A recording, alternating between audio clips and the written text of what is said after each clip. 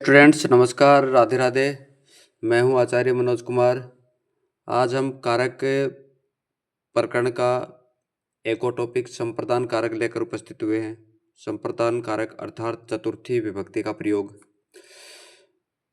जब वाक्य में दा धातु हो तो वहां पे चतुर्थी विभक्ति का प्रयोग होता है दा धातु के योग में। जैसे बालकाय मोहनाय पुस्तकम यस्ति, बालक मोहन के लिए पुस्तक देता है। दूसरा एग्जाम्पल, राजा भिक्षुकाय धनम ददाति, राजा भिखारियों को या भिक्षुक को धन देता है। यहाँ पे भिक्षुक को दे रहा है, भिक्षुक एकवचन का है इसलिए चतुर्थी एकवचन। इसके बाद में रुचिकर अर्थ वाली धातुओं में शवद धातु होगी, रुच धातु होगी, इनमें भी चतुर्थी विभक्ति संप्रदान कारक होता है।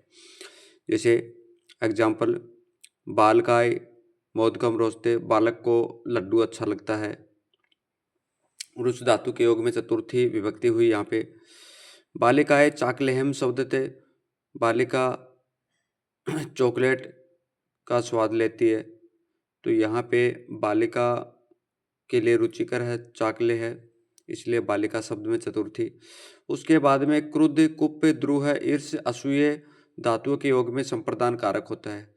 जैसे एग्जाम्पल, शिक्षक शिष्य भय क्रुद्धति, शिक्षक शिष्यों पर क्रोध करता है। तो जिन पर क्रोध हो रहा है, जिस पर ईर्ष्या हो रही है, उसमें चतुर्थी होती है। जिस पे कुप आ रहा है उसमें चतुर्थी हो रही है। जिसे माता पुत्राय कुप्यति, माता पुत्र पर क्रोधित है या क्रोध करती है। इसके बाद में नमः, स्वस्ति, स्वाहा, सौधा, अलम और वसड़, इन शब्दों के योग में चतुर्थी होती है। जैसे नमः है, गुरुवे नमः है, सूर्याय नमः है, सूर्य को नमस्कार। उसके बाद में अग्नि है, स्वाहा, अग्नि को आहुति, और पितृ भय वसड़, पितरों के लिए हवि का दान।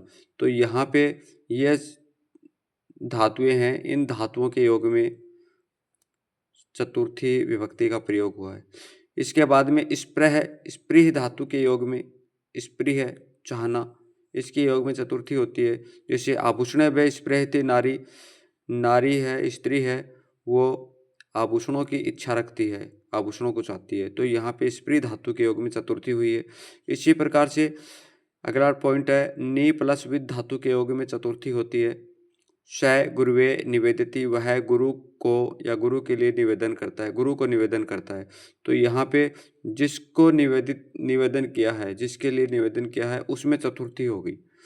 तो इस प्रकार से हाँ, यहाँ पे नमः के योग में चतुर्थी होती है, लेकिन नमः के साथ में अगर क्री धातु और आती है तो वहाँ पे चतुर्थी न होकर के द्वितीया विभक्ति होगी। जैसे नमस् करोति देवान, तो यहाँ पे द्वितीया होगी, बाकी नमः के योग में चतुर्थी होती है। Thank you. टॉपिक आपको कैसा लगा कमेंट करके बताइएगा। आप संस्कृत ग्रामर का और कौन से टॉपिक के बारे में जानना चाहते हैं, कौन सा टॉपिक पढ़ना चाहते हैं, उसके लिए भी आप कमेंट करके बताइएगा। चैनल को लाइक, सब्सक्राइब और शेयर कर दीजिएगा। Thank you.